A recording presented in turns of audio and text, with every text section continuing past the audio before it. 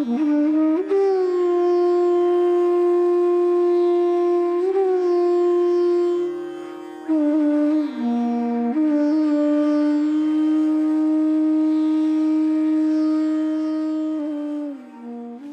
I asked Giri Maharaj to invite you to ask questions. And that would help me to understand a little bit more where you're at, so to speak, rather than just pick a topic and speak on it. And if my answers are any of help to you, that will be a good service for me to render. So, has anyone prepared a question or questions? Hare Krishna, Prabhu. We talked about bhakti-yoga the other day. So, if you could elaborate the 9 stages of bhakti-yoga. Oh, that's a lecture subject, so let's just hold that for a minute. Okay. The 9. He's asking about the nine stages, and this is one of them. Sadhu Sangha, seeking out association of like-minded souls. So just in order to get to where you're sitting, take some Shraddha. Shraddha, well, in English we say faith, but if you look up faith in the English dictionary, no, this is not Shraddha. Shraddha is an acquired spiritual energy that accompanies you life after life. You acquire it through different types of activities, sometimes called pious activities, sometimes doing charitable works and good things. Shraddha is a spiritual energy. It's not like faith is in this world as you believe or you don't believe. That's a function of the mind. The mind accepts and rejects things. But Shraddha is more connected to consciousness itself. And in Bhagavad Gita, well, first let me say, people really do get hung up on the mind, you see. I mean, in this material world, we get hung up on the body, and we get hung up on the mind, and we get hung up on the intelligence also. But Bhagavad Gita says, all these things are material. We are not the mind. We are not the bones. We are not the intelligence either. But the intelligence is the closest thing to consciousness. So mental processes of so many things, meditation even, are really not that important. Because the mind is a material element just like dirt. In fact, earth, is one of the 8 material elements mentioned in Bhagavad Gita. And more subtle than the intelligence is ahankar. This is also material. Ahankar means false ego. I think I am from Karnataka. I think I am from Texas. I think I am from France. I identify with I am from something other than really what I am and who I am. It's called ahankar. So, and water is material element, and there's an element which is called, we call it ether. But this is not the ether in the chemistry list. No. Table of elements. This is dark matter. The ether of the Bhagavad Gita and the Vedas and Upanishads, this is dark matter. Ether is accommodating space for existence. And so there are the great searches on in the scientific world to isolate dark matter, really understand what it is. But the general definition is it's everywhere. It passes through us. It's all around us. And but nobody's quite, wants to bottle it or can it or get it under real keen observation. And that may not be possible. Maybe, but probably not. But the ether of the 8 material elements in this world, that means accommodating space for existence. And as far as I can understand, that's probably dark matter, what they're searching for. Because and if you're up on that theory, or if you read the layman's reports on it, it has to do with gravity. For gravity, you have to have some element. You have to have something material. And there's just way too much gravity in the universe, and there's way less matter. You had all the stars, planets, boom, add it all together, and it doesn't equal to the recognizable amount of gravity that's in the universe. Of course, then that leads to parallel universes and many physics theories. So anyway, that's a whole other subject. So Shraddha is not the faith which is applied to what religion do you believe in or something like that. It's much deeper than that. That is usually a function of the mind, and people accept a religion and later they reject a religion, or they accept a conspiracy theory and then they later reject it. And usually this is due to knowledge and experience, but it's a mental function. So Shraddha, then Sadhu Sangha, and that is where spiritual life really begins, through association of like-minded persons and so forth. It progresses from there. So maybe we'll get back to that, but let's see what other things are there in the way of a question. Right? Is that okay? Yeah. Jeff, any questions? I have a few questions. Oh, good. 21? Excuse me? 21 questions? 21, that's all right. We have 60 minutes. But they all revolve around a kind of theme, and that is the hidden and then revealed quality of the Sangha. My question, I guess, let me ask, the causal body and the ahankara, is there a difference? Well, now I have about 50 years experience in bhakti yoga, and I had the good opportunity to study under 3 prominent masters in India during the 70s, 80s, and 90s, none of which are living anymore in this world. But in the literally thousands of lectures that I attended and heard, both personally or recorded, and in the probably at least 100 books written by these 3 personalities, causal body was never mentioned once. That's sort of comes a little more Western. It's a little more, yeah, I heard it before I really started studying bhakti yoga, and in relation to maybe it was a Tibetan Book of the Dead or one of those books, The Causal Body, and being connected by a silver cord and all that. But once I actually got into the study of bhakti yoga, that particular explanation wasn't there. The mind itself, though, is a type of, what was the word, causal body. And it's the mind that carries us to our next life. The seeds of the way we perceive the world are seated in the mind. And this body perishes. It will become ashes if it's cremated, dust if it's buried, or excrement if it's eaten by an animal. Now that might sound very strange, but to Tibetan Buddhists, they don't burn the body and they don't bury the body. They feed the body to vultures, as well as the Zoroastrians, the fire worshippers of Persia, there are not many of them left anymore. There's probably only 10,000 maybe in the world, 2,000 in India. And they're spread around. They don't burn or bury. They have what's called, what do they call this? Sky burials. Sky burials. They have these towers, and they place the body on these towers, the Zoroastrians do.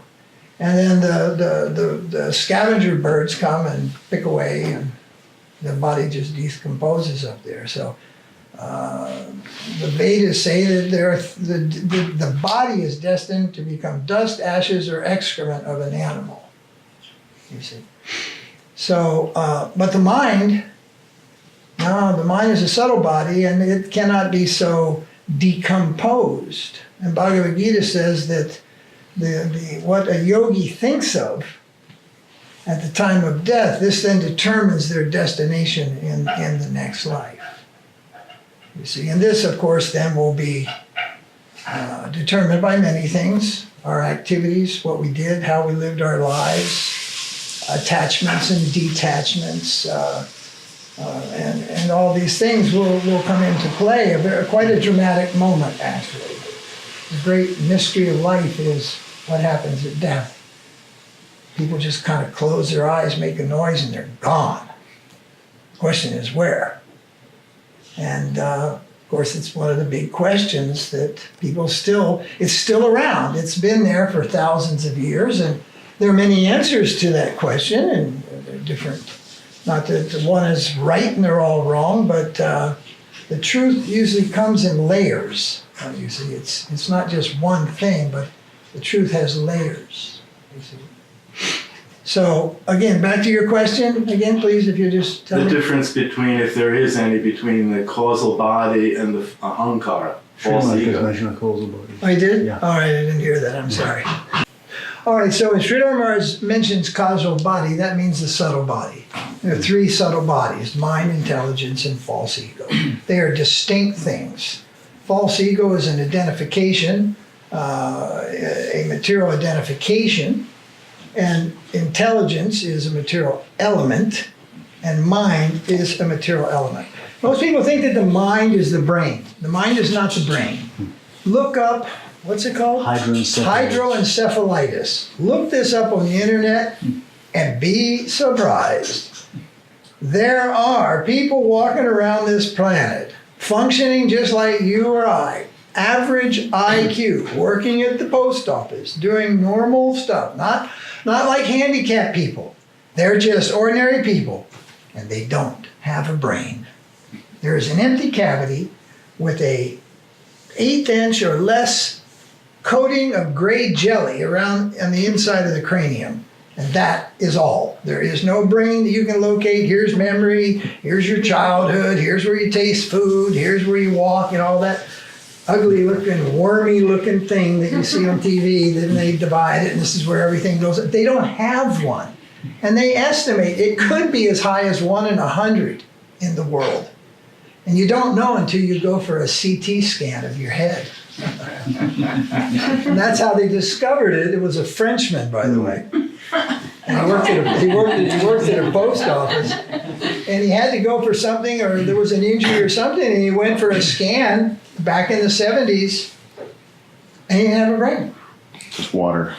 Just water, gray water and a gray jelly on the inside. And there's been quite a few people discovered since that. So hydroencephalitis, it's called. And they have average IQs, and they completely function. So descriptions that I've come across in a Vedic and in the yogic sense is the energy of the mind hangs in this part of the body down into the chest. It's an energy. It's not a muscle.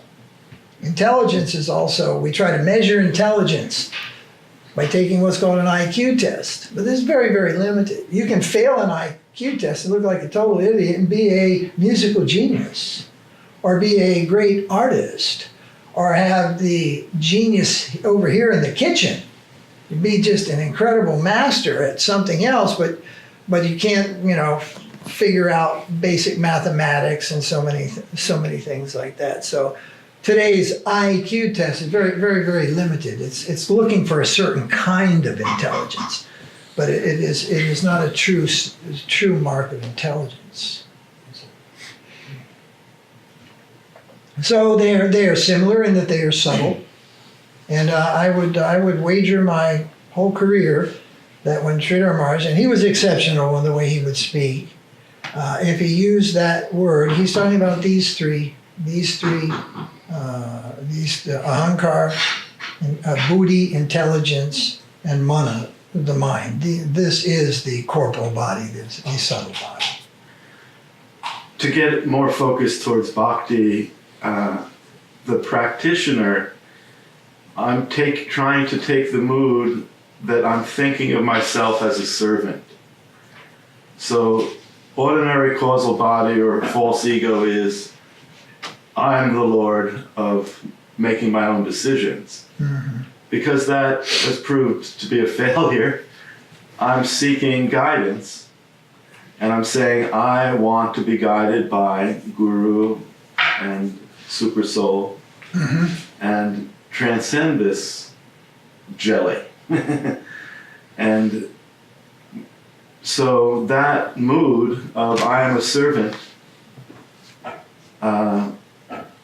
it progresses through some layers. As we know, bhakti is a purification of anarthas, of how we think about each other and the world.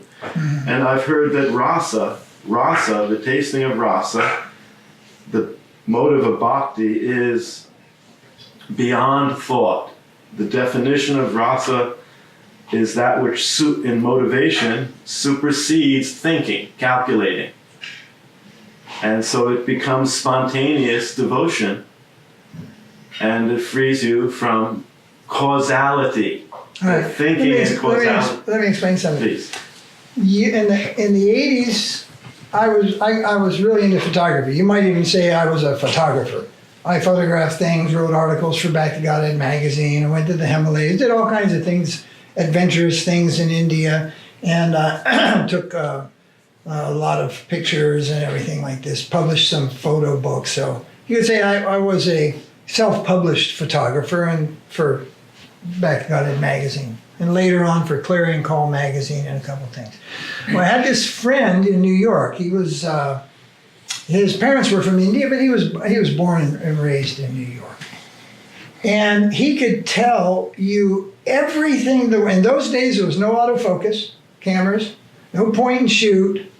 You had to set your aperture, ISO, speed. Everything was manual. These cameras had a lens and all these numbers, and you had to just depth of field. You had to know all this stuff, And he could tell you everything there was about this, but he never took any pictures. And he went on a tour to India, and when he came back, we thought, well, this is going to be great, And pretty much his pictures were horrible. He was a close friend. It was just like, wow. And I could see that knowing about something and talking about something is very different than doing it. Now, you take a top, and you can take a top surfer, a top snowboarder, a top kind of Michael Jordan kind of shoot the hoop dude, or any kind of thing like this, and ask them to explain how you do it. And it's like, well, I just do it. And they can't tell you the details of it. That doesn't mean technique and everything. Coaches usually try to give us technique. But there are a lot of people, the high jump, in the Olympics, the high jump. Well, I forget the games. I think they were in Mexico way back in the 60s. And the American high jump team was falling way behind. And there was this kid, I don't know where he's from, I don't have all the details for you. He had some totally unorthodox way of going over the bar. But in his own practice, he could go much higher than in this orthodox way of the high jump. Now, I used to do high jump myself, but it's so long ago, I've totally forgotten which one is which in his Fosbury, I think you're thinking of, right? So the coach says, yeah, it's a lost cause. Go ahead and do your thing. Boom, boom, boom, boom. He just went higher and higher and higher.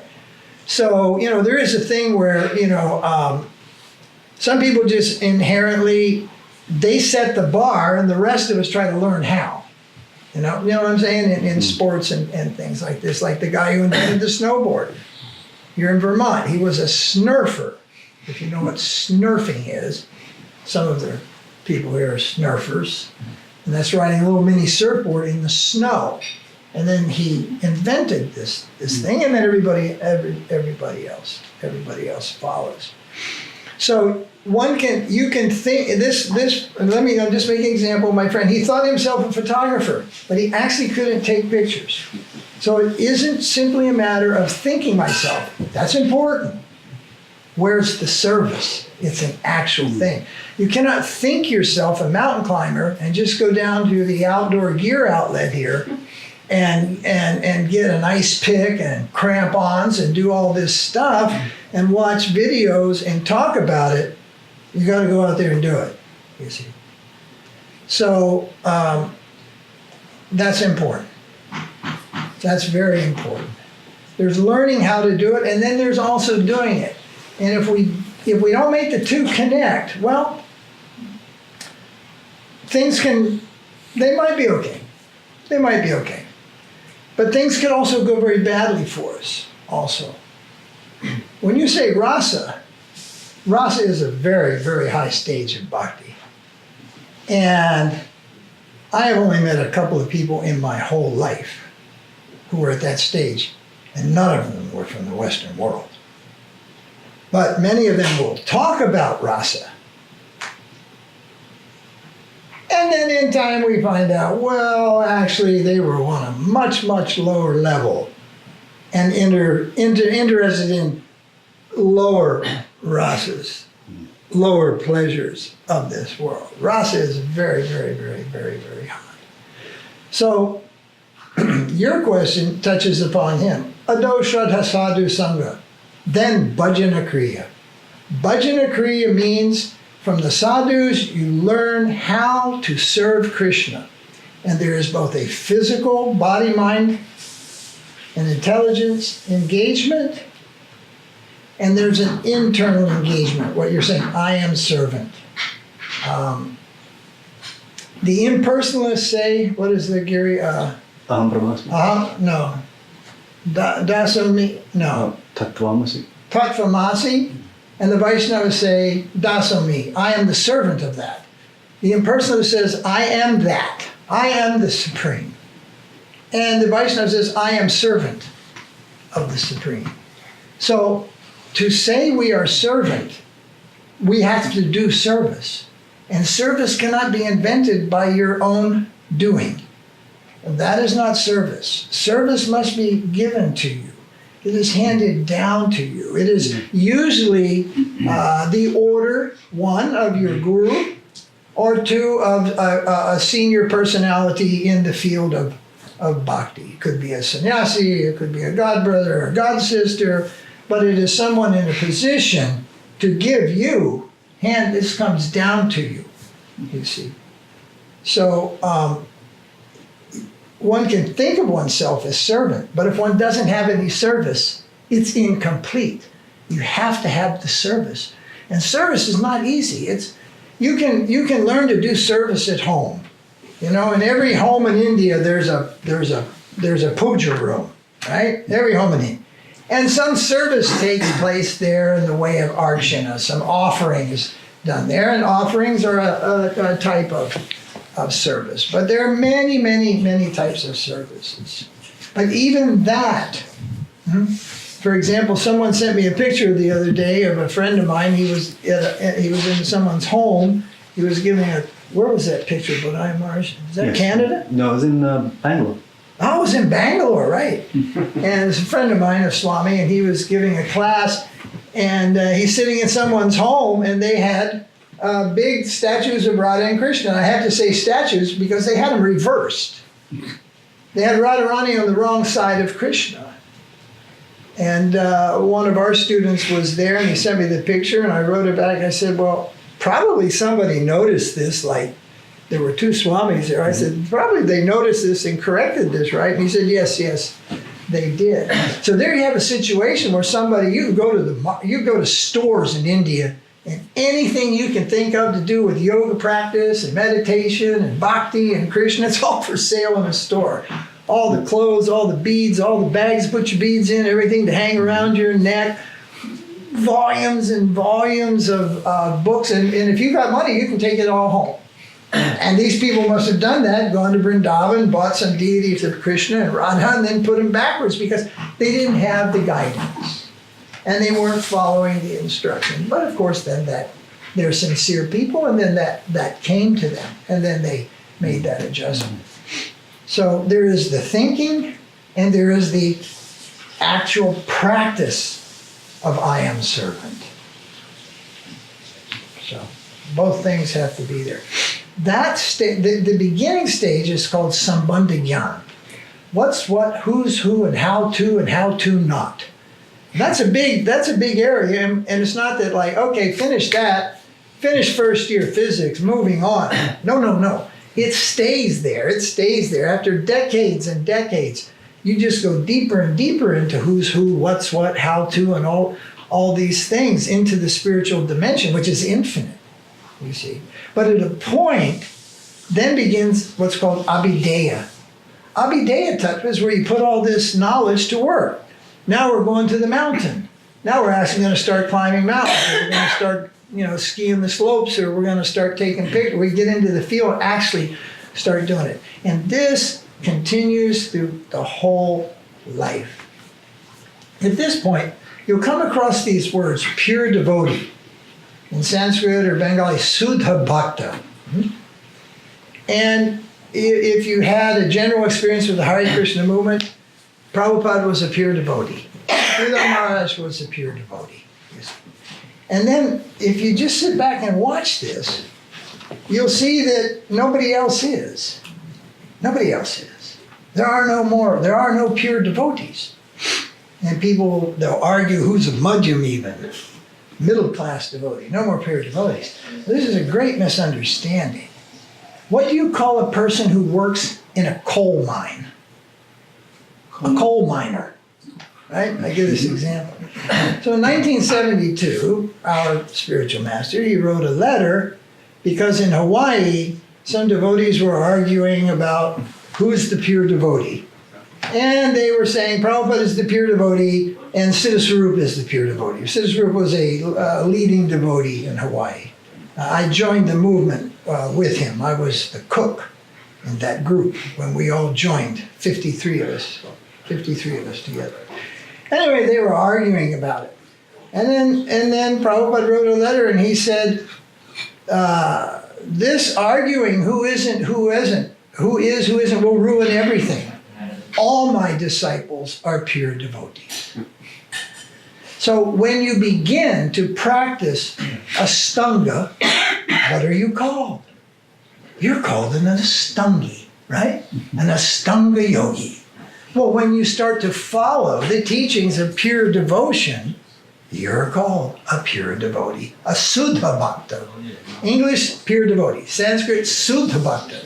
Oh, are you following Karma Mishra Bhakti? Are you following Jnana Mishra Bhakti? There are other types of bhakti based on karma and jnana.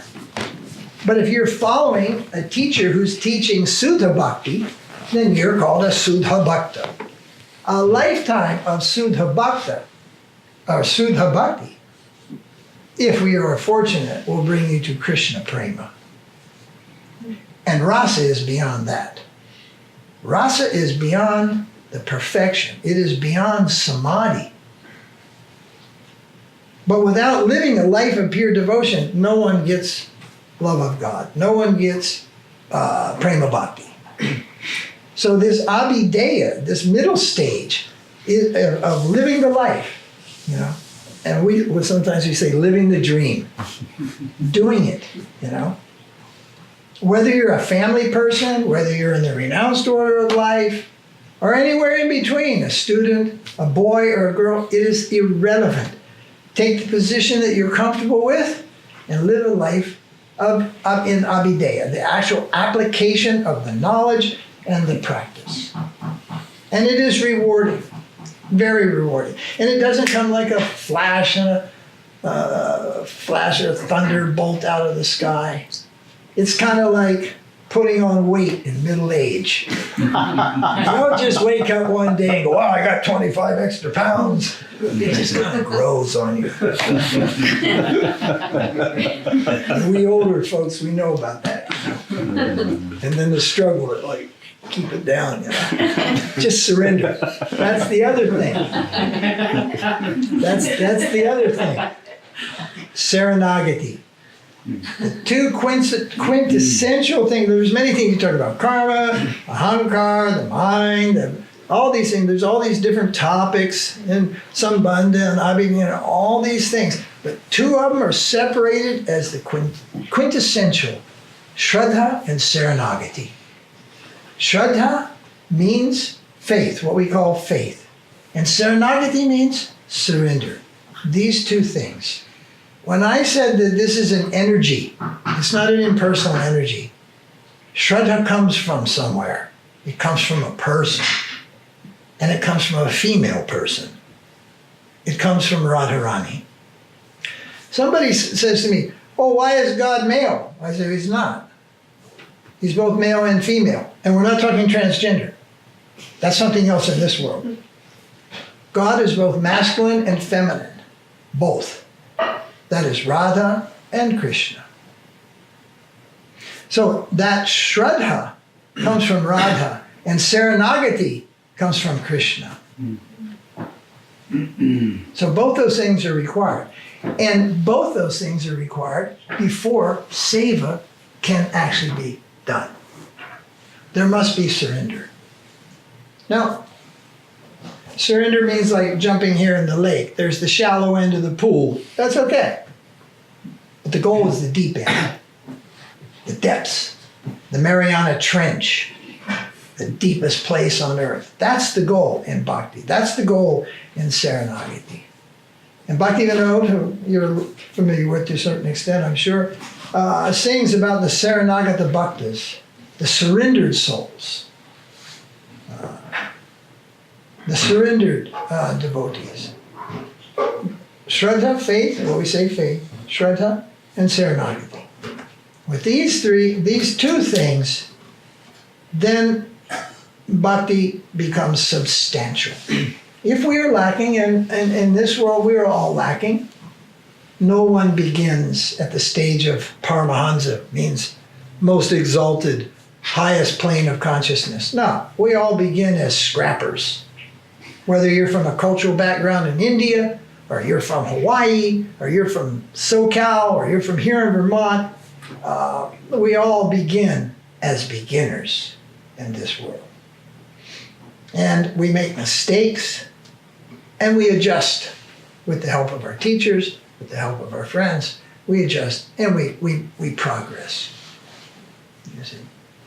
So lots of elements are required for bhakti. For Ashtanga, two of you do Ashtanga? No? No. He does. Who does? He does. Okay. In our ashram in Mexico, our Krishna Bhakti ashram, I think three of our members are and well, you do Ashtanga too, right? Yeah. They were your students once upon a time. Once upon a time. Yeah. Once upon a time, right? So Yogeshwar was one of your students, and he's now a big teacher there in Guanajuato. And he went to a seminar in Puerto Vallarta recently. And when he got back, we had a talk, and I said, well, so it was a seminar in Ashtanga? And he said, yes. So I said, so what was the yama? He said, well, there was no yama. I said, what was the niyama? He said, well, there was no niyama. I said, well, let me just wind this conversation up. It was hatha yoga and pranayama. It was asana and pranayama. So even Ashtanga yoga in the world today, it's not being taught. If you went to Krishnamacharya. Krishnamacharya back in the day, and you want to learn yoga, the first thing is you have to be vegetarian, you have to give up drinking, you have to give up smoking.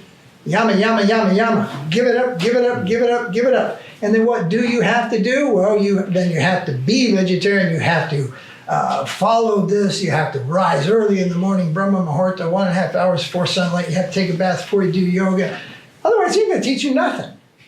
You see? And that never happens anywhere, even in a yoga seminar where the teachers go. But I have heard now a little bit now, because people are like, oh, come on, there's more to this besides, touching my toes and doing all these things, which I saw people do in the circus when I was a kid, And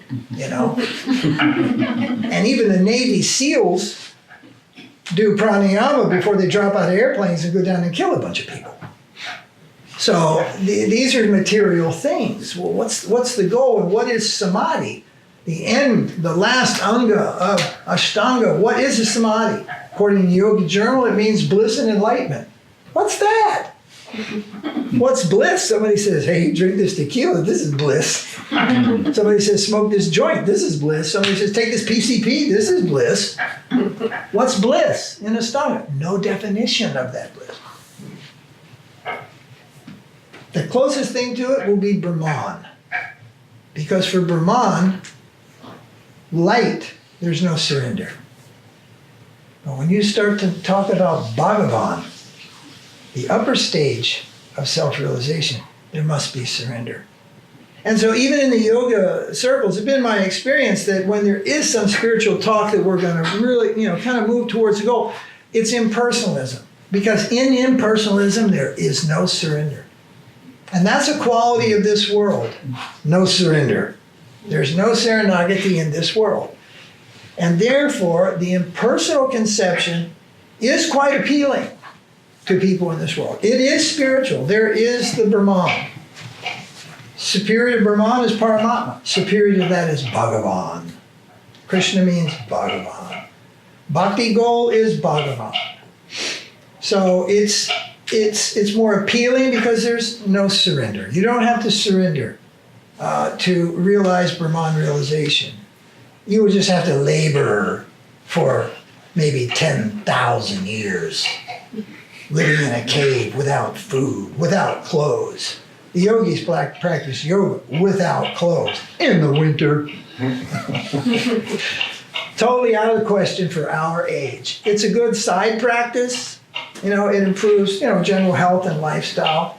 But as a practice to attain, it's impossible.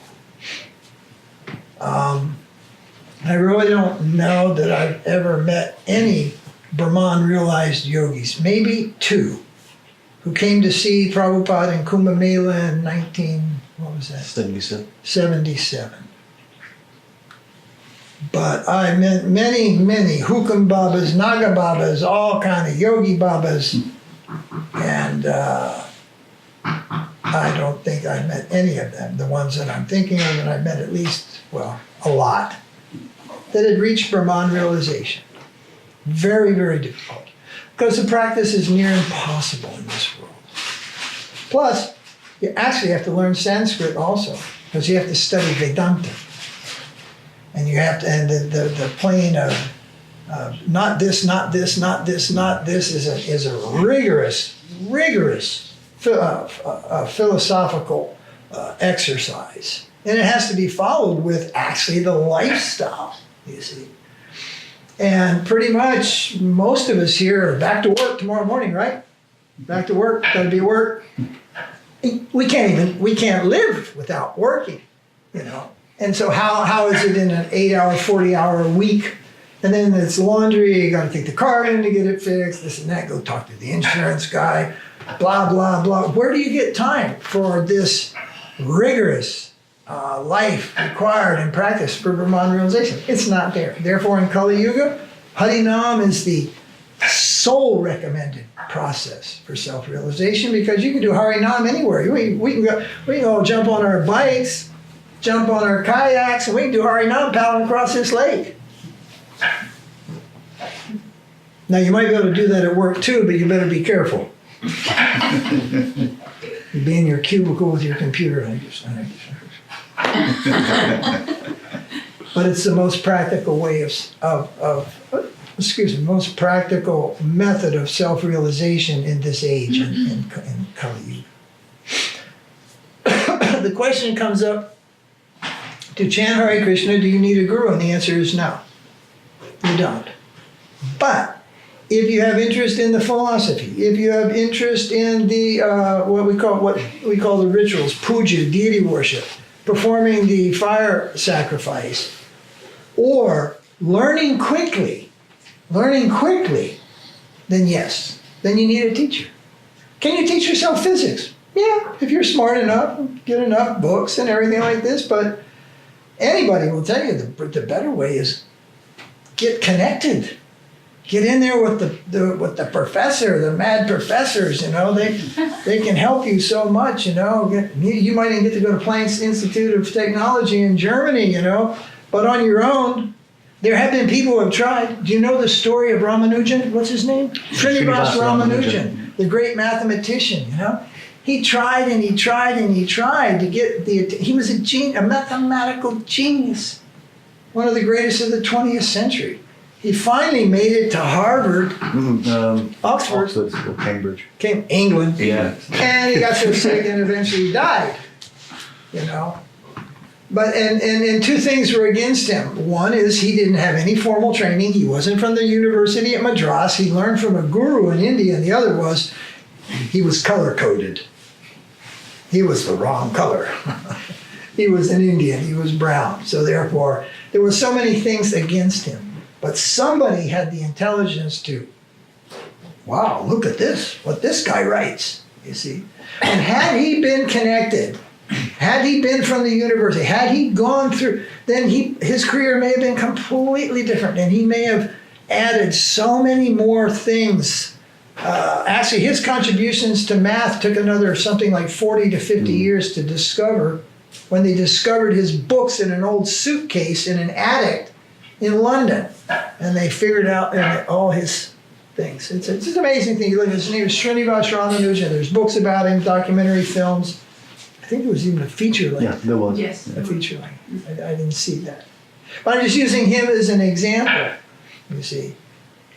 But it's very rare that such exceptional genius will just pop up, but it does.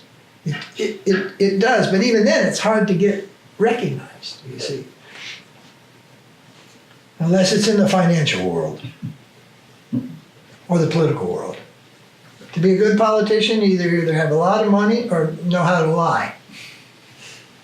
And a sweet face and become popular. That's politicians. Popular, money, and lies. That's politics. So no questions about Bernie Sanders, Hillary Clinton, or Donald Trump. We want this to be a peaceful meeting.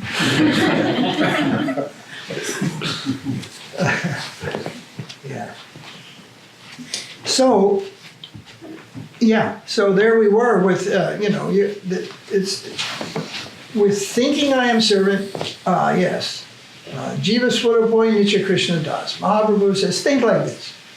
We're all servants of Krishna. This is the constitutional position of all living beings.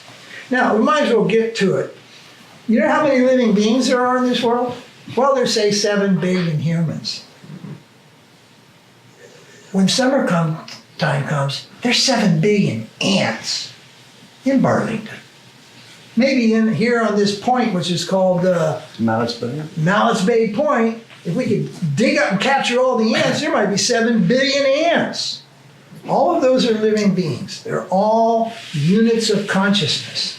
How they became ants, then there's the trees, all the living creatures that there are.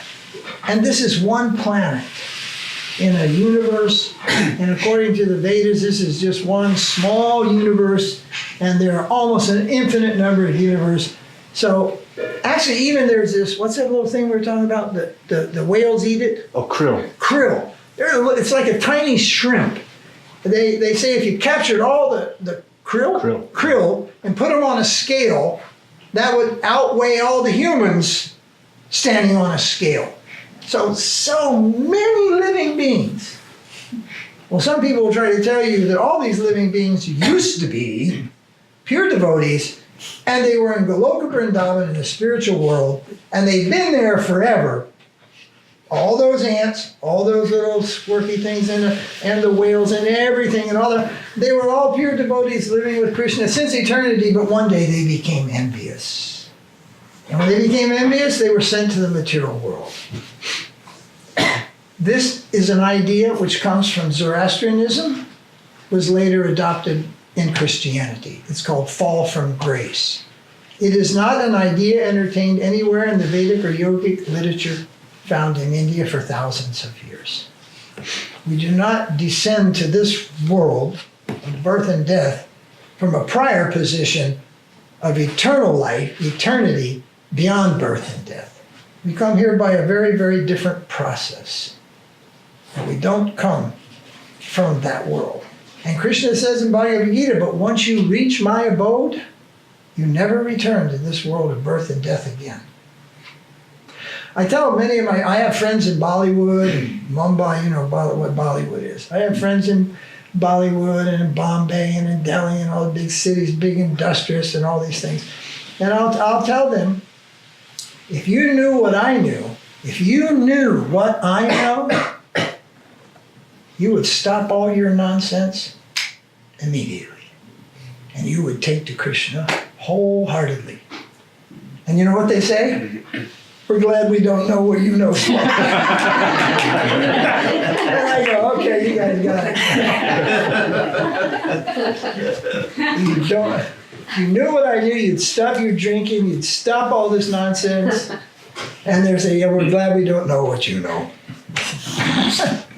But it's true. But then people say, well, that's what you believe. And it's like, yeah, no, that's the world. People say, I believe in Jesus. Somebody believes in who do the Jews believe in? Yahweh.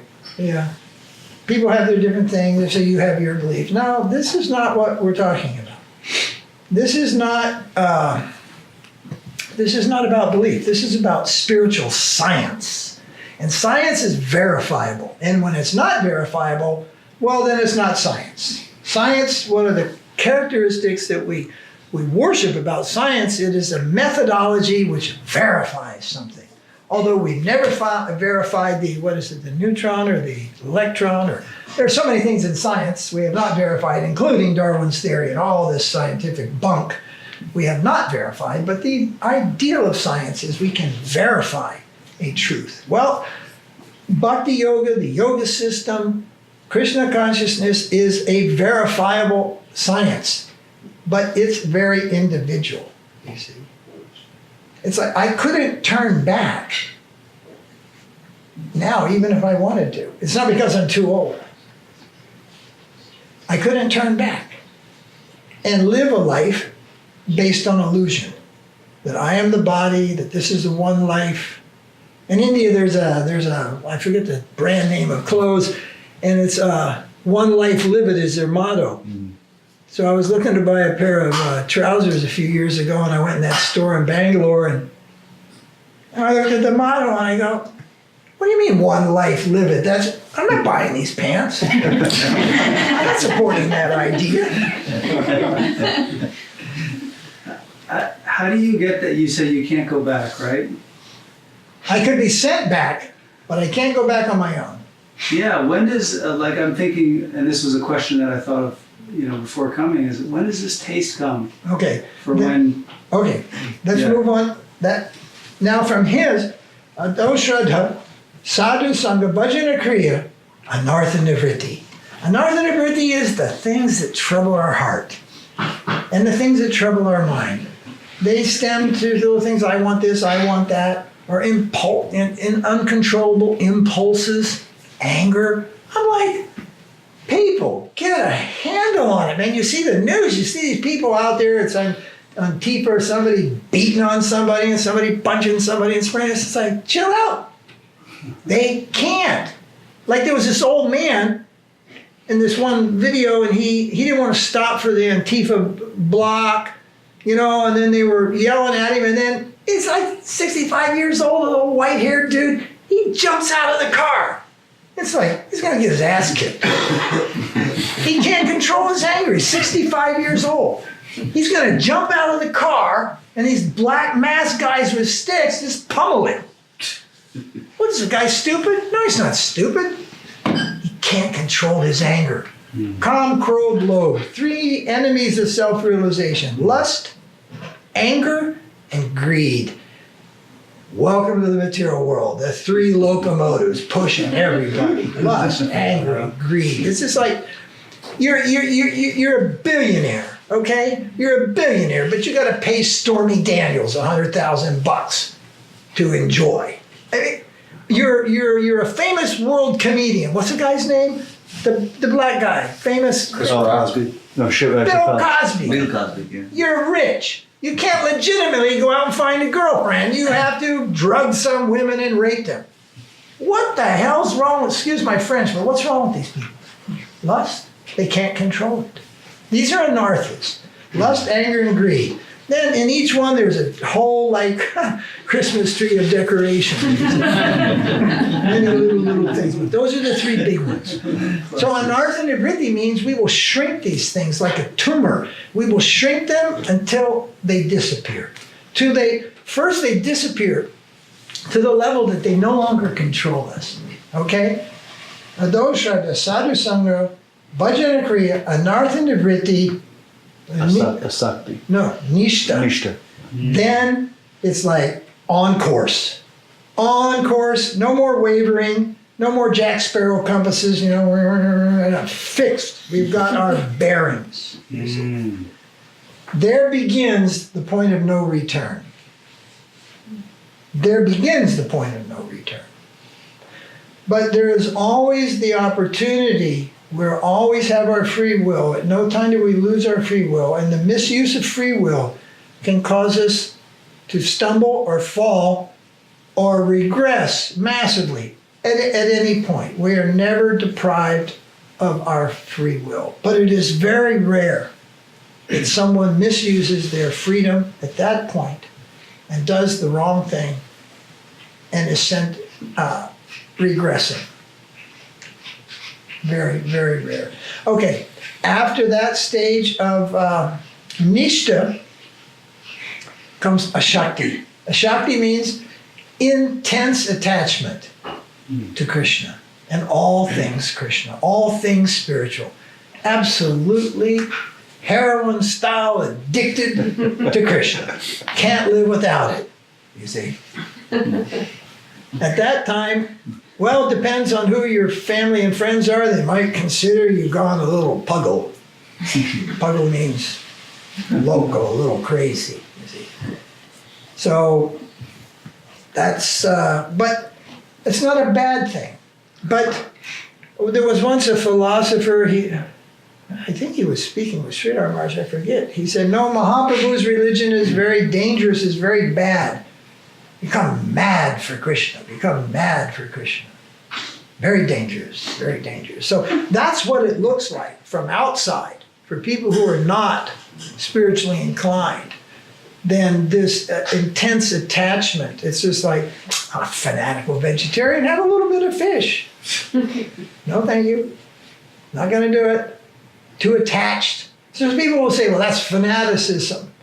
Well, fanaticism for a good thing. Are you attached to living?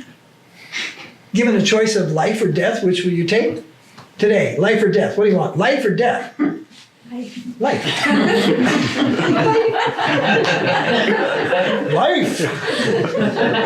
Right? So, Krishna and something that is not Krishna? No interest? No interest, attachment to Krishna. Ashakti. Then Ruchi. Then the taste. What is really Ruchi? Now, the amazing thing is, from the day one, all these things are present. They're all there, but you've only got a little Ruchi. You've only got a little Nishta. You've only got a little of all these things. A little Sangha. A little thing. You know. Pretty soon, you don't seek Sangha, you give Sangha. You are the association, you see. But in the beginning, all these things are there. Otherwise, how would we progress if there was no taste for the chanting, if there was no taste for Krishna Prasadam, if there was no taste for some spiritual discussions, if we had no interest in this, it has to have some taste, you see. But Ruchi, when we reach the full-fledged stage of Ruchi, that's intense. Intense taste for Krishna. Intense taste for the holy name. Intense affection for devotees. Intensity for service. Everything magnified. That's everything full-blown magnified. And after that, there's only two things. Bhava and prema. But in the beginning, there is some prema, but not full-fledged. So these are actually not different things. They are one thing. And its beginning, it's like the seed. Somebody goes, oh, look at a tomato. And you go, that's not a tomato, that's a tomato seed. You're splitting hairs. You just wait 60 days, I'll show you. Boom, then you have the tomato. So the whole process of bhakti begins with the seed. And all these things that we just discussed, they're just the developments, the sprout, it just grows, then the flower, then the tomato, the green, and finally the full-fledged ripened fruits of the plant. That's of the bhakti creeper. So, yeah. What is the fertilizer? What is the fertilizer? Guru, Sadhu, and Shastra. These are the three, it's like, these are the three magic, like the three enemies lust, anger, greed, these are the three charming fertilizers. This is the fertilizer. And the watering is the holy name itself. The watering, it's called the bhakti lata, the creeper. First the bij, bhakti lata bij. Then with the holy name and the company of guru, sadhu, means saintly persons, and shastra, the literature of bhakti, the literature of enlightenment. These three plus water, and the creeper grows. That's the fertilizer. And Mahaprabhu is the expert gardener. There's an analogy, probably you may have come across that, but there's an analogy in Chaitanya Charitamrita of the creeper of bhakti and how it grows. And Mahaprabhu is the gardener, Chaitanya Mahaprabhu.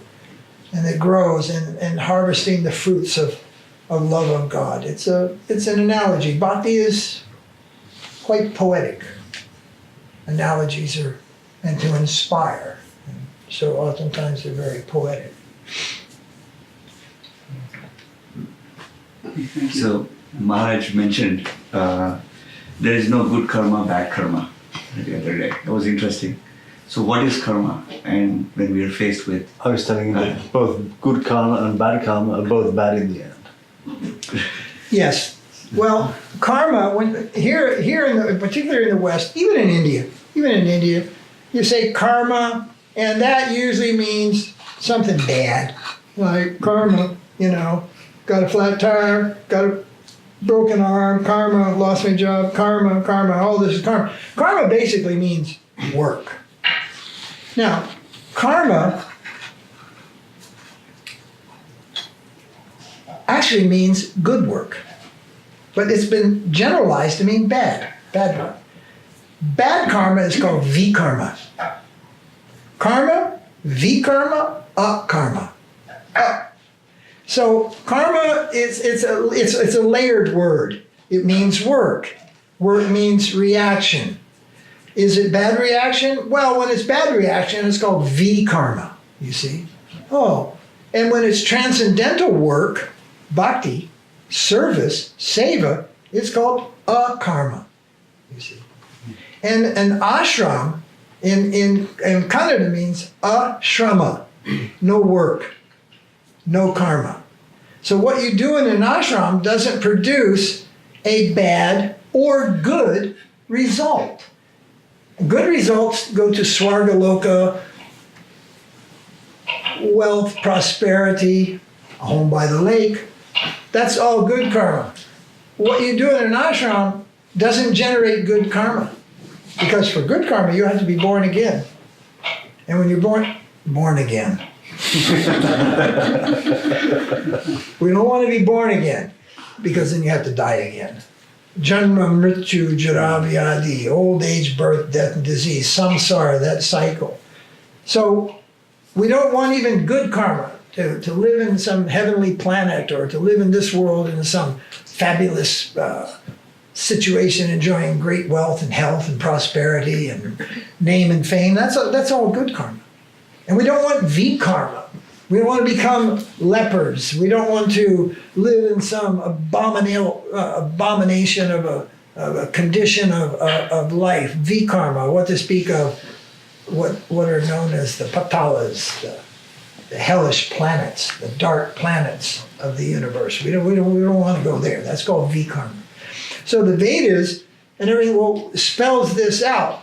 Karma, what to do? Dig wells, give charity, distribute food to people, be kind, help the homeless, all these kind of good works that you can do that accumulate in this life for a better next life in this world. You see.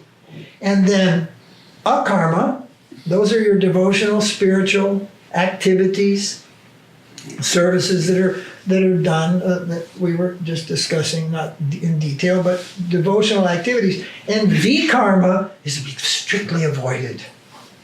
Animal killing, eating of animal flesh, all kind of things that go on in the world. So, I mean, maybe you could mention them 100 years ago and they existed, or 200 years ago, thought we got rid of them. Slavery. Do you know how many slaves there are in this world? Literally people who are captured, forcefully addicted to heroin, and then made sex slaves in this world. This is not a new thing. It's been going on for a long time.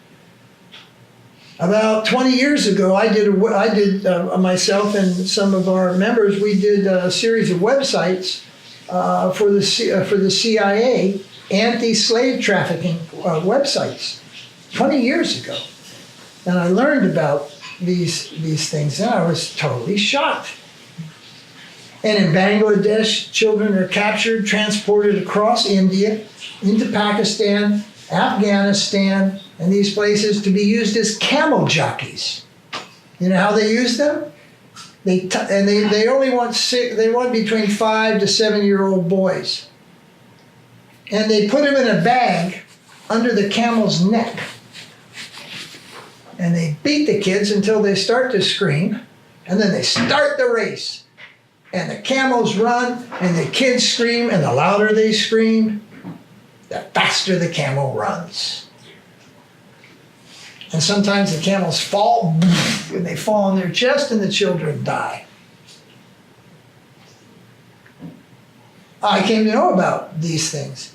My lawyer in Bombay, I say a lawyer, not in Bombay, in Bangalore, what's her name? Pramila. Her husband was a high court judge. We were going to shoot some documentary. Remember, she said, Swami, I can take you to North Karnataka and we can buy a child for 600 rupees. I said, you're kidding me. He said, no. And if they don't have one to sell, they'll make one for you. 600 rupees is how much in dollars? $10. $8, $9. Yeah. There are horrors in this world. There is cannibalism in this world. I was in Africa for many years. It's just amazing. White collar, excuse me, sir, work at the bank and I'll have a little piece of human flesh if you don't mind. White collar cannibals. There's cannibalism. There's human trafficking. There's so many horrors of this world. And under the law of vikarma, they will not go unpunished. Why is it? This is something Christianity struggles with. Why is one man born rich and another man's born with a crippled arm, a twisted arm, or no arms? Child born with no arms. What is God up doing up there? Look, no arms. What's going on? How does this happen? They have no explanation for this. No explanation whatsoever. This is karma. This is the karma again being used generally. This is vikarma. This is a reaction to some heinous thing that they did in a previous life to somebody or some bodies, someone, and then it comes back. But that doesn't mean we're without compassion. When someone is born like that, it's only human that we should try to help them, you see. But the deepest cause is their vikarma. So to know what is vikarma, and it's not so hard to avoid vikarma, believe me. The hardest one is the animals. The animals. What they do to these animals, even little critters like chickens, it's unbelievable. Nowadays they de-beat them because chickens fight. They even cut their feet off. So they just kind of sit there and eat and boop, boop, give eggs. And then at time, cut their head off and pull off their legs. Wrap them up. Stick them in the supermarket. Even range free. Huh. They will let you range free. We'll let you run around Burlington, then one day, we'll just shoot you. What does meaning range free? Range free means open the gate and let me go. Killing of animals.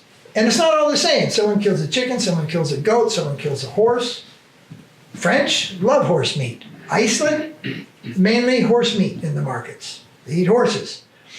America, cows, chickens, pigs, but mainly cows. So different animals, and they're kind of like blood-coded. The more red blood they have in them, the worse the vikarma is. And fish hardly have any, but still even fish, living beings. Someone say, you eat tomatoes? Yeah, but they don't scream when I eat them. When I lay them on the chopping block in here, cut that tomato, twitch around the kitchen. tomato juice. They don't do that. They don't complain. They don't complain. In fact, pick them or not, a few days later, the whole plant dies. It goes through a natural cycle. You see? So, foods from the vegetarian world have itsy-witsy karma attached to them. Teeny-weeny karma. Nothing to be frightened about, you see. But everything lives, you see. And everything also is already owned by the Supreme. And therefore there's the activity of offering, and even our action of eating is a service. What we will do with our energy, how we will serve our fellow human beings, how we will carry forward the will of the divine, you can say, I guess, in English, how we will carry that. So even eating becomes an act of service. And of course, in the ashram, we make offerings of our food we offer to Krishna. It's a simple process with mantras. There are many ways to do that, you see. But the karma of a vegetarian, say just a vegetarian or a vegan who's just doing that, and that's their lifestyle. Yeah, there's some karma involved there, but it is nothing like the karma involved in taking the life of another living being. Does karma change? I mean, like if I spend half my life eating animals, then I've come to realize that, hey, I don't want to eat animals anymore. Yes, it changes. Right now we have, and then karma has different divisions. We're born with karma, and excuse me, but maybe Giri will know some of the Sanskrit, but there are different types of karma. The one that we deal with right now is called prarabdha karma, you see. And you have a karma.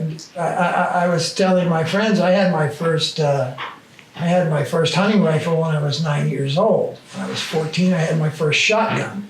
I grew up in the woods, in hunting season and fishing season. Every you know, I whatever you shouldn't eat, I'd probably eaten it.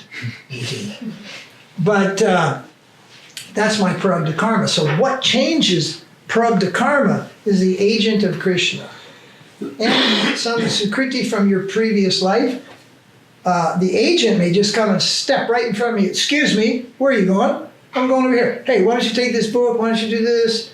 Here's some prasad. You'd like to come to our temple? We're doing this. We're having a festival. They interfere with you.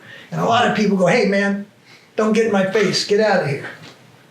But that's the agent of Krishna. Will sometimes just come and cut us off in our path of life. Just inject.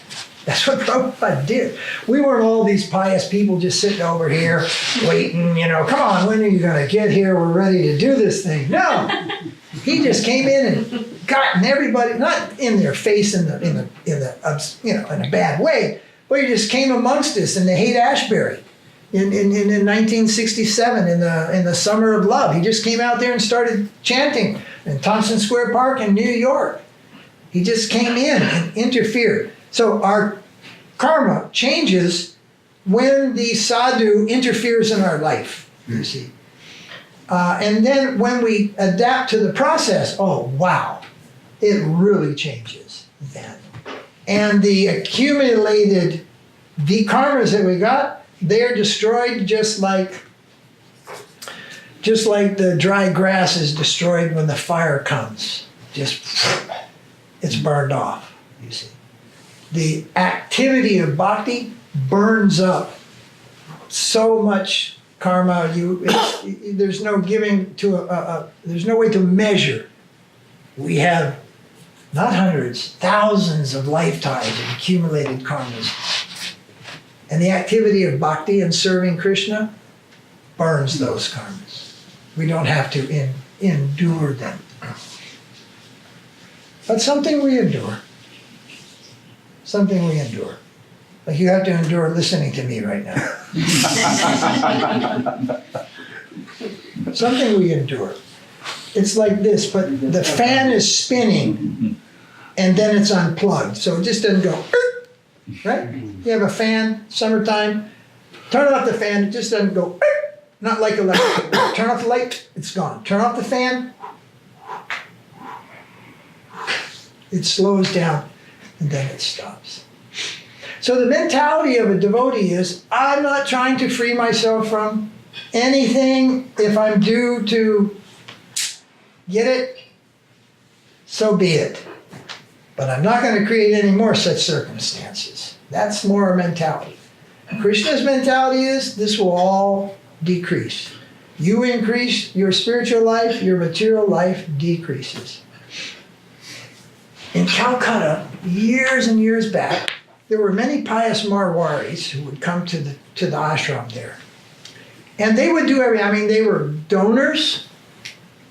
They would come and their wives would sew flower garlands. They would do this. They would do so many things, right? But they wouldn't pick up the beads. They wouldn't chant on the beads. Marwa is a business community. Huh? Well, They're from Rajasthan originally, but they're mainly business community. You're familiar with the Marwaris, right? Yes, I am. But everybody else. So they're sometimes people call them the Jews of India. They're really good at business. So a friend of mine asked him, says, "You come and why won't you chant?" And I said, "Well, Swami, we've heard many times that if you're chanting, you will lose interest in this material world, you become detached, and we kind of like what's going on. We have a beautiful family, we have a good business, so we'll get a little bit of spiritual credits here, but we don't want to jump in the pool." So they misunderstand. It's not like that. All of a sudden the man goes, "I'm out of here," and leaves the wife and children, doesn't love them anymore or anything like that. No, that's not what it means. That's not what it means. But it does mean in setting priorities. What is the most important thing? And then it means bringing family, wife, and children and friends along in that direction, giving them the opportunity. It doesn't mean abandonment. Impersonalism means abandon the world. Abandon the sick, abandon family, abandon friends, friendship, everything, give it up, get out of here, head to the hills, head to the caves. No association, no comforts, no iPhones, no internet, no Facebook, nada, nothing, give it all up. No studies, nothing. It's all false. Why do anything? Bhakti says this world is not false, it is temporary. So maintain your post in this world. I have friends who are disciples of Prabhupada who are life since the 70s, early 70s. They are devotees. There's one particular one I'm thinking of, Garuda. He holds three master's degrees and a PhD from Harvard, and he is a professor at Berkeley and one university in Virginia. I forget the name of it, Charleston or something university. And he's a full-time, full-fledged devotee. But his position in the world, he's a professor of note. He's a real scholar. Somebody might be in the IT world. Somebody might be in the tree trimming business. Our goal here and one of our objectives here in Vermont is not to have people join an ashram and stop what they're doing. No. Our ashrams are about community. Creating spiritual community where people are in various positions. Well, one of my friends from the old days became the, district prosecuting attorney for the state of Hawaii. Another one of our members, or who is a member of another Krishna ashram from Hawaii, is now a congresswoman in Washington. Her name is Tulsi Gabbard. She's much younger than I am. In fact, back in the day, she was just a little girl, like so many of these other girls were little girls back in the day, I can remember. But now she's a Tulsi. She's a politician. Maybe she'll run with Bernie Sanders in 2020. There is talk that she will run to become the Democratic, candidate for the presidency. And she's a full-fledged practicing Vaishnavi. But she has a position in the world. And from her position, she'll try to make the world and do her part from where she is to make the world a better place. Very difficult, though. Very, very difficult. Politics, to change politics. But anyway, I'm just giving an example. Doctors. In India, in India you can really see the scope of it. You name it, farmer, brain surgeon, dentist, lawyer, taxi driver, you can find devotees, people who are devotionally practicing Krishna consciousness in every walk of life imaginable. How does one find their service in the world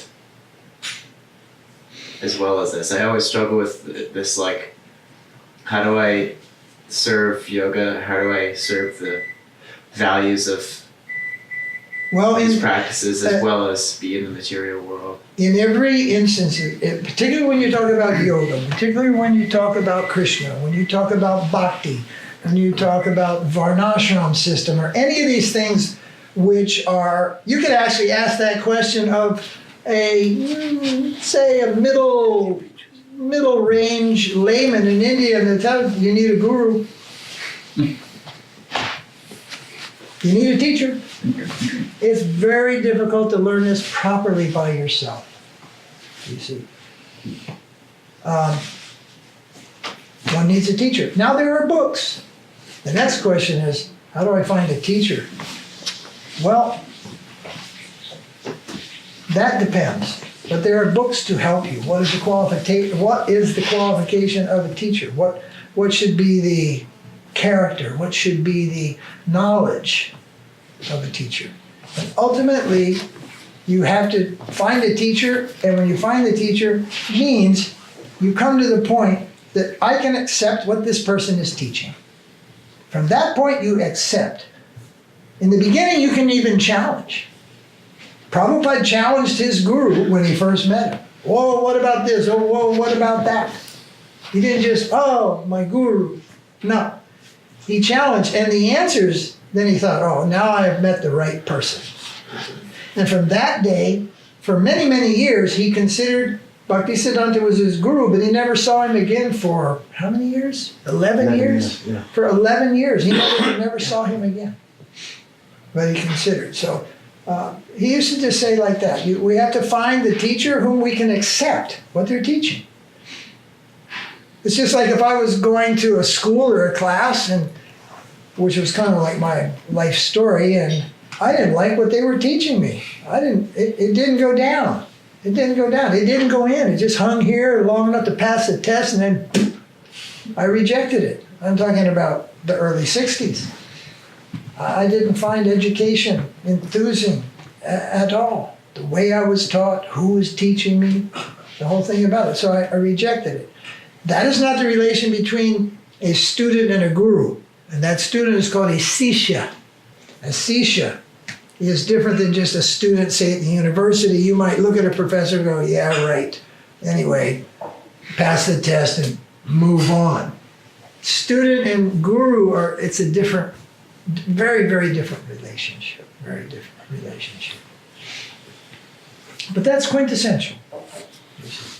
Otherwise, you will continue to find difficulties. Even if you went to Sringiri Mutt, where the Shankaracharya, that's like one of the four main impersonalist gurus of all India. If you went there, you tell them, your next step is submit. You have to accept guru. Otherwise, you are up against the impossible. You see. But that isn't necessarily for everybody. It is only for those who are really driven for this particular truth, who really want to understand. And everybody's not ready at the same time. I have a friend in India, he's more than a friend, he's a disciple, but it took him almost 20 years to wake up to what was on offer. He had to go through most of his family life and raise his son up to a certain age and everything. And then one day he decided to pick up one of these books that we'd given him of Sridhara Maharaj, and he just went, oh my God, have I wasted my time? I told him, no, you didn't waste your time. Now is your time. Everybody's time. Everybody doesn't arrive, everybody didn't get on the plane at the same moment. We arrive at different times. It may have been in our youth. It may be in our middle age. It may be in the peak of family life. It may be when we are retired.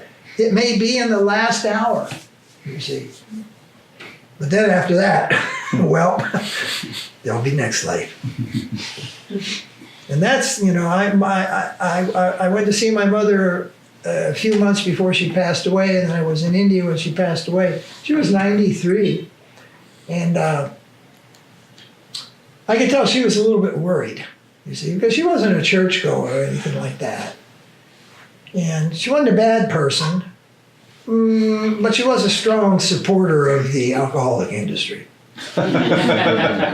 She'd knock down a 4 or 5 ounce glass of rum every night. That's why she lived to be 93. She was like Pickled. So one day I just came out with it. I said, Mom, there's nothing to worry about. The end of this life is the beginning of the next, you see. I said, life goes on. Life is not a one-time shot. We have lived before and we will live again. And, I couldn't tell her that so much. I just explained, but I could see in that time it was like a look of relief. Like, oh, this isn't like Judgment Day and burn forever. No, there might be some bad karma there, Mom. You did a few wild things in life, but there's no pot of boiling oil. And there's no set of wings just waiting either. You see. So, Krishna says in Bhagavad Gita that never was there a time when you, nor I, nor all these, he's on the battlefield of Kurukshetra, that all these kings did not exist. And there will never be a time when we cease to exist. That is a little bit of a poke on the nose of the impersonalist. Because even if the impersonalist yogi manages to leave this world through this, it's called Sushumna Chakra, and enter the Brahman, he can only stay there, or she can only stay there for some time. And then again, they will come back to this material world and exist as an individual. Individuality is eternal. We are unique individuals, and everyone has a special characteristic which Krishna will enjoy. Amazing. The infinite person manifested all other persons as his parts and parcels. And each one is unique because Krishna himself is unique. There are no two. There is one. Ekala Ishwar Krishna. There is one Supreme Being, not two. He has his avatars and all that, but ultimately there is one Supreme Being, and he is unique. And his parts and parcels, the living entities, they are also unique. There's no two you. Maybe close, but not exactly. We are unique individuals. And guess what? We're not men or women. In the spiritual sense, we can be born in this world as a woman, or we can be born in this world as a man. I recently saw this thing in a Catholic magazine, monthly magazine, and it showed a little cartoon kind of thing, and it showed two babies in the embryo state. You see, they were clearly just like this. And the one baby says to the other one, "What do you want to be when you're born, brother?" This was in Spanish. And the baby says, "I want to be a dog." And the other baby says, "Dog? Why do you want to be a dog?" He says, "Because in the world out there, people are allowed to kill babies, but it's against the law to kill a dog." So I go, well, that's pretty good from a Catholic magazine. That was at Cristo Rey, up on the mountain. So many lives, dogs, they're also people, but they're in the evolutionary process. They're evolving towards, it's not just random, like, get what you got, maybe whatever. No, there's an order of things. When it's quite complicated, but there are various species. There's divided in the aquatics and the reptiles and the birds and the mammals and the humans and the demigods. And there's a progression. And once in that cycle, one completes a lifetime as an animal, and he goes to a higher species and a higher species. And coming to the human form of life, the opportunity for self-realization. Dogs, cats, tigers, elephants, they don't really have the opportunity. You can teach a bird, Hare Krishna, Hare Krishna. You can teach them to that. There's no consciousness there. They're not getting it. You see. So human life is the great opportunity for self-realization, available almost nowhere else. Somebody said, well, demigods. Yes, but demigods are enjoying so much they can't give it up. They are enjoying in Swargaloka. Oh my God. And to think about Krishna consciousness is like, no, later, we're enjoying too much. It's the human life, at least according to the Vedanta and other important books, which is the most important and the greatest opportunity comes in human life. So the vision becomes that, oh God, so much of this world is just a waste of time, a waste of energy, a waste of money. I saw a thing in the news.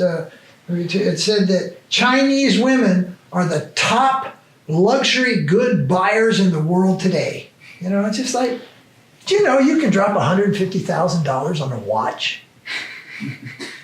I got a Seiko, and it's the same time as your $150,000 watch. You know, a dolly. Somebody buys a dolly for $8 million. Are you kidding me? There's people out here who don't have food. The people out here who don't have a home.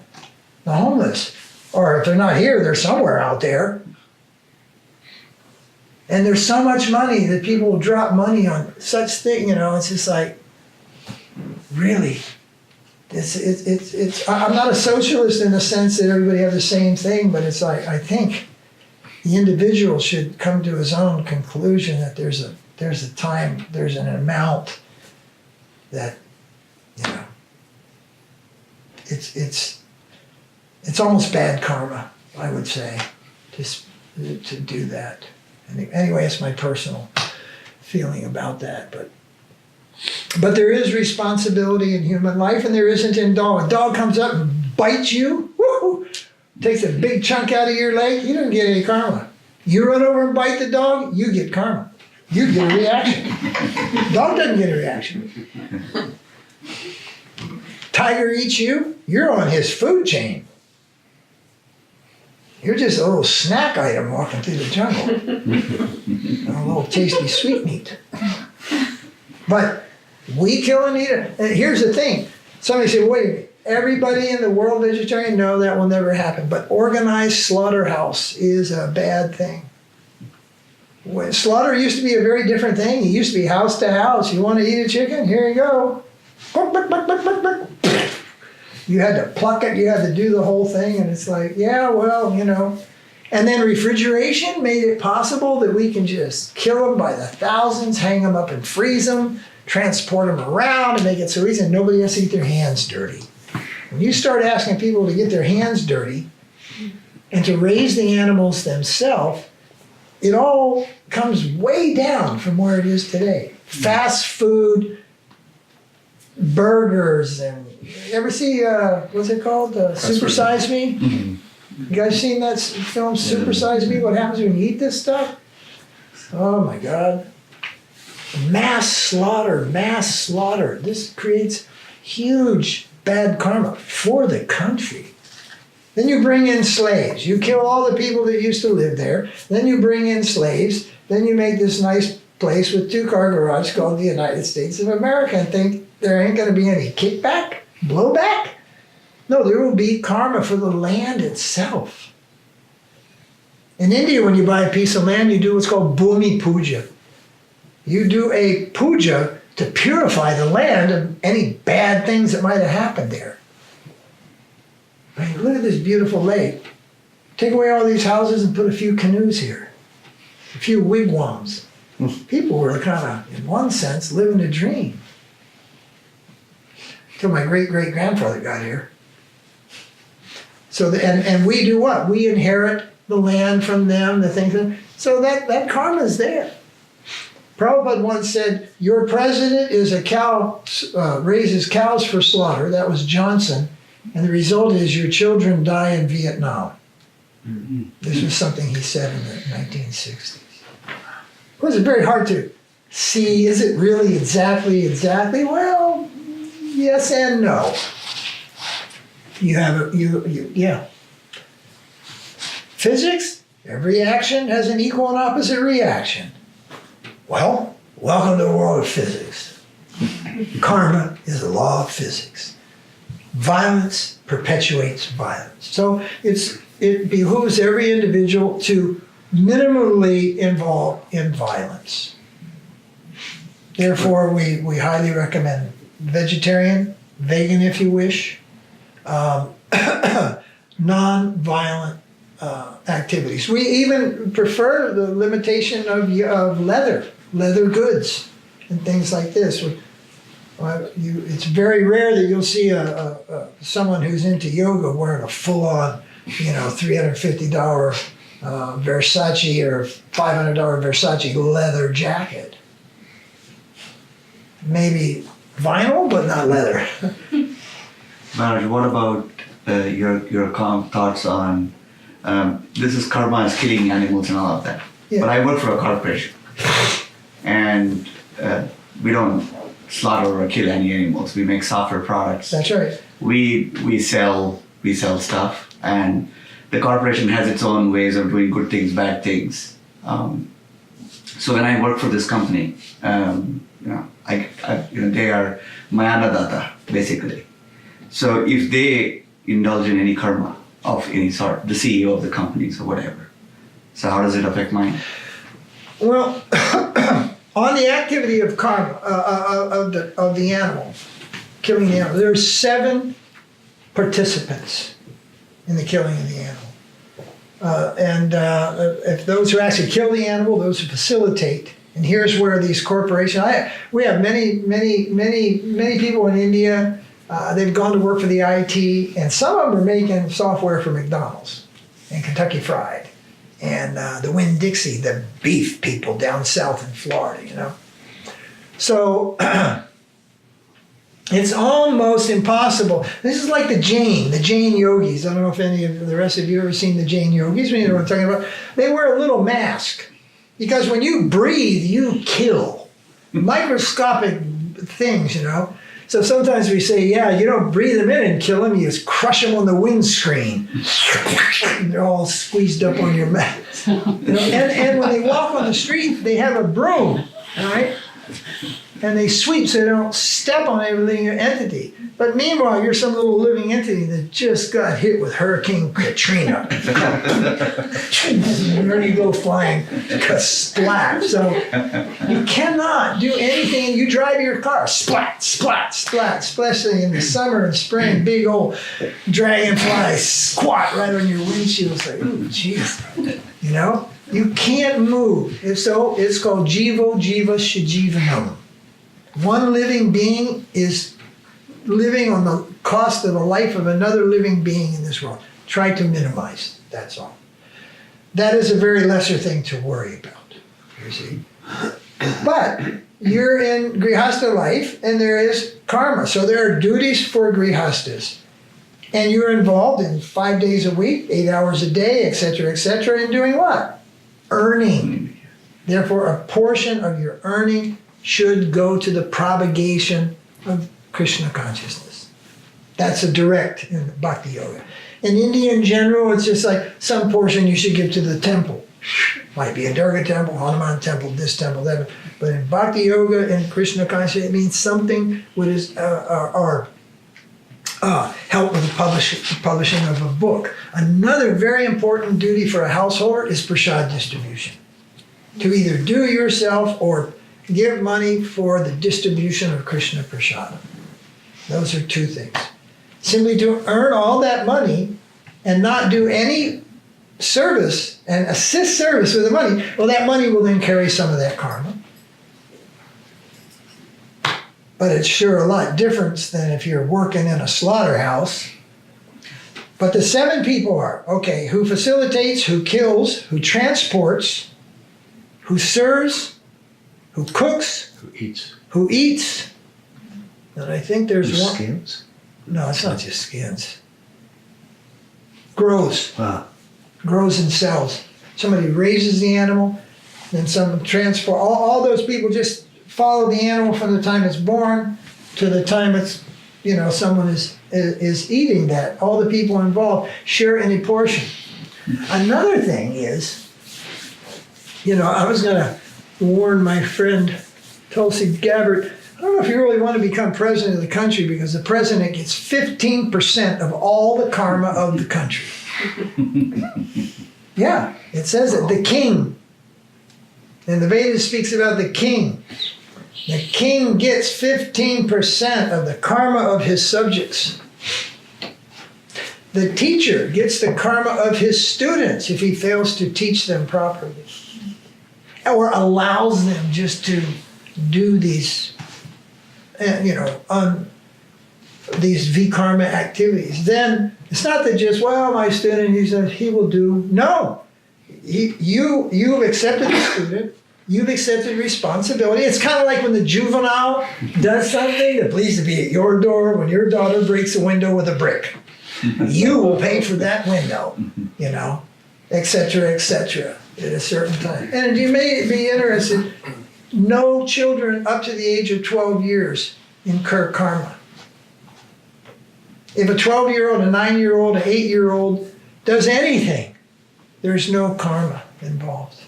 It used to be, what would it used to be? Until the story, what I'm talking about. Mandavya Muni. Mandavya Muni. He was piercing. But that was a long time ago. But what was the age before Mandavya? 8? Yeah. 6 or 8, I don't know. No, it was more than that. And then there's a story about that. It has to do with Yamaraj. And Yamaraj, and the death of a Muni, Mandavya Muni. He was killed by the king's men. He was pierced by their lances. And he went to the court of Yama, and he said, what? I have my whole life living the life of a saint and doing good work. How the karma has come to me? I am pierced by the lance of the king's men, put to my death. Yamaraj told him, you don't remember. When you were a small child, you were piercing ants with straw. And so many children have killed cockroaches, squirrels, so many things without understanding what they were doing.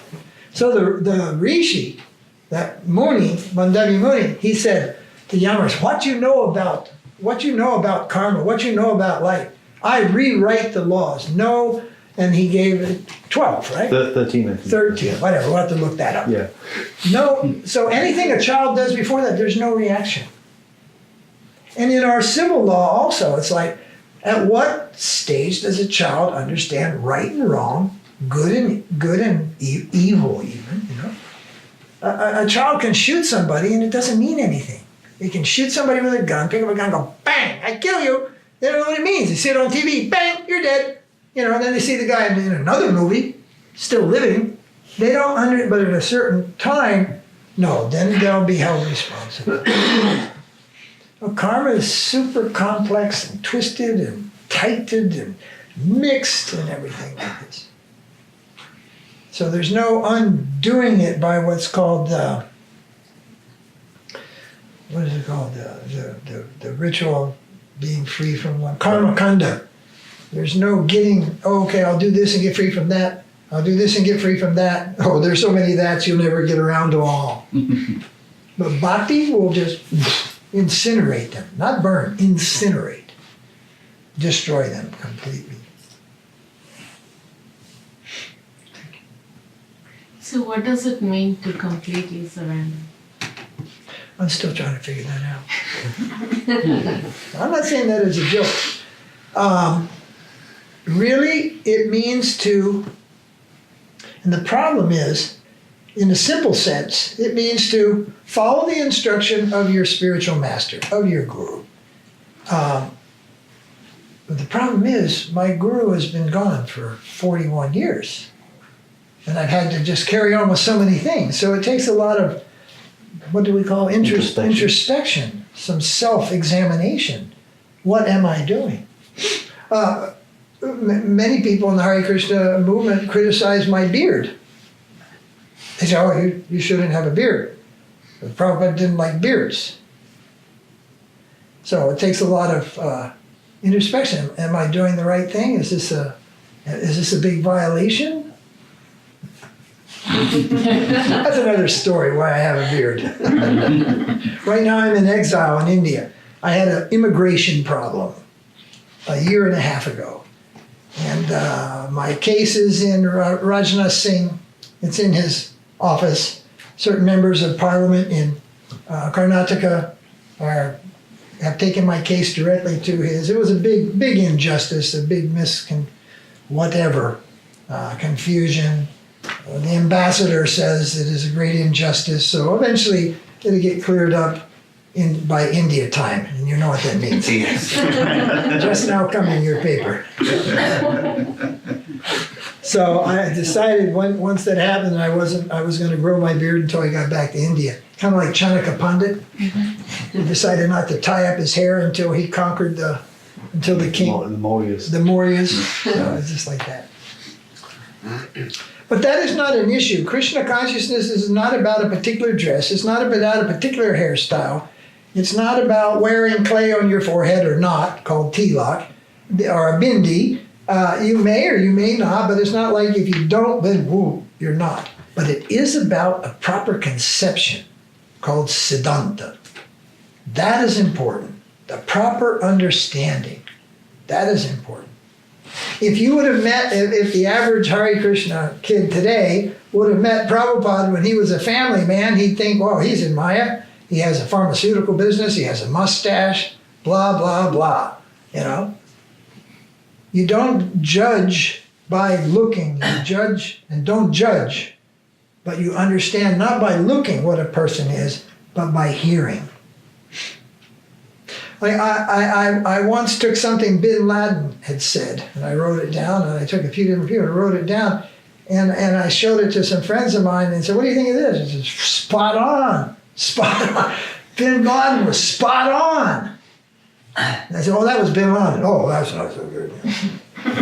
Nowadays they do that with Obama and Trump. You know that? Yeah. They take the Obama statements on immigration. We have to have borders, we have to have this, we have to have that, you know, and you say, last week Trump said this and that, and they show it to people on campus, and they go, oh man, that guy's off the wall. Oh, sorry, that wasn't Trump, that was Obama. Oh, well, anyway. So, politics, don't let politics interfere with your search for the truth, and by that I mean there are many groups of Krishna people in the world today. Some of them claim to be the only way, the truth, and the light. They're more institutional conscious than others, let's say.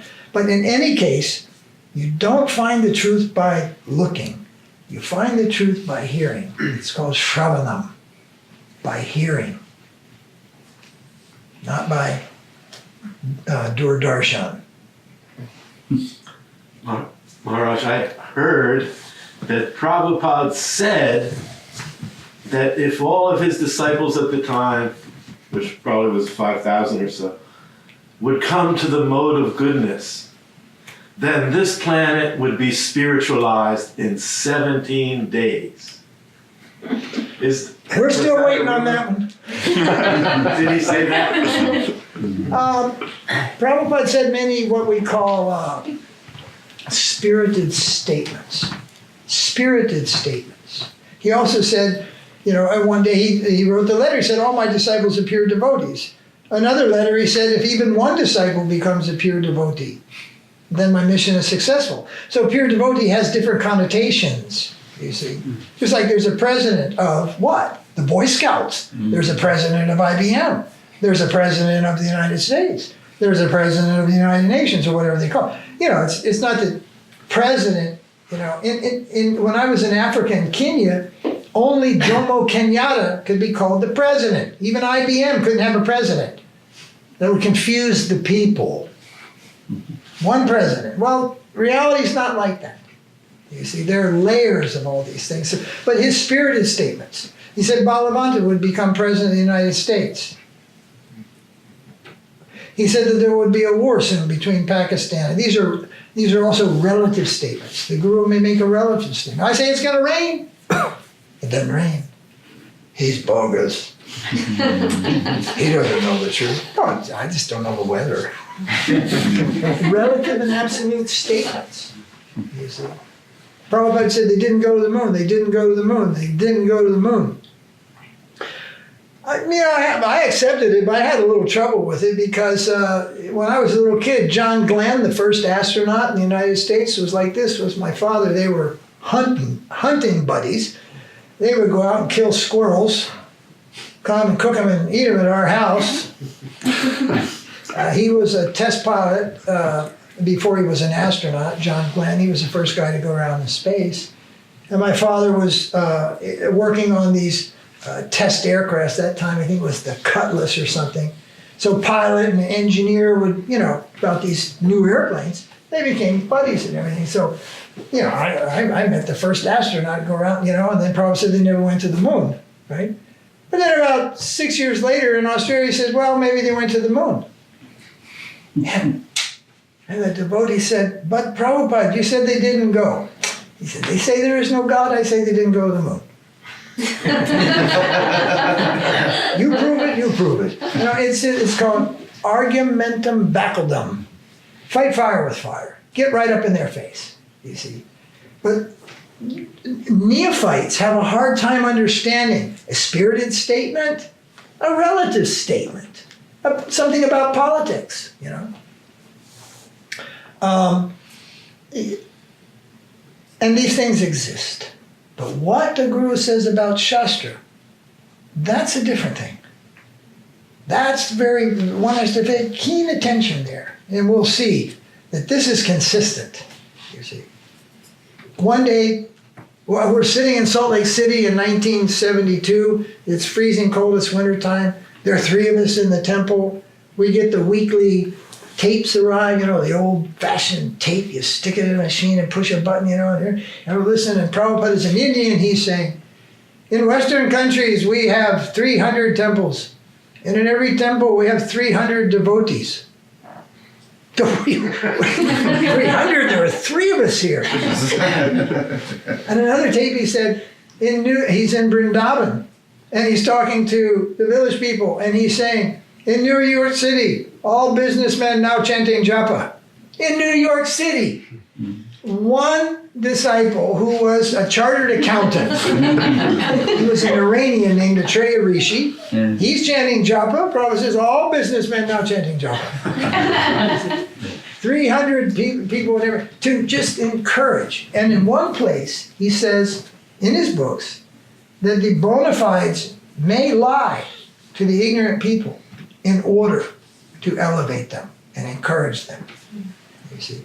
And the Vedas do that sometime. Yeah, there are statements, for every hair on the cow's body, 10,000 years in the Mahabharata you will suffer. That's not true. We're talking about Krishna. And Krishna is merciful, not a vengeful, angry God. And there are also things like, in the Vedas, you can name so many rishis and they all had 64,000 disciples. Name some. Prabhupada Saraswati, 64,000 disciples. Yeah. The sages of Naimisharanya. They all had 64,000 disciples. Why 64? Nobody had 63? Nobody had 65? Hey, listen, did you guys go to the Woodstock Festival last year? It was amazing. There was 1 million people there. 1 million? Well, you know what I mean. It's an expression.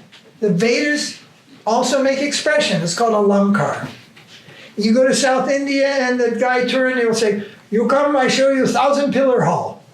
You walk in there and it's like, pillars, stone pillars, beautifully carved, everything. And you count and you go, there's not 1,000 here. Darn, it's 1,000-pillar hall. They have 1,000-pillar hall, 500-pillar hall, and 100-pillar hall. No 450-pillar, no 850-pillar. These are expressions. That's called a Alankar, poetic expression. Get the point? There were a lot of people there at that festival. It was 1 million people. There's 1 million cars downtown. You don't want to go. 1 million cars downtown? You know what I mean, right? It's an expression. The Vedas are not without expression also. And there are parts of the Vedas that are meant to scare the bejeebies out of people. You really don't want to do that. You really don't want to do that. But if you do it, well, it's not exactly like it said. But there are different stages. And the beginning stage, the tendency is, nope, that's what it said, that's what it meant. Every person will suffer 10,000 years for every hair. And you know how many hairs are on one cow's body? You can't count them. And for every one of them, there's going to be 10,000 years in some patala loka. So it's like, well, it's not exactly like that. But it's meant to scare you into move to the left, do the right thing, you know? So, yeah.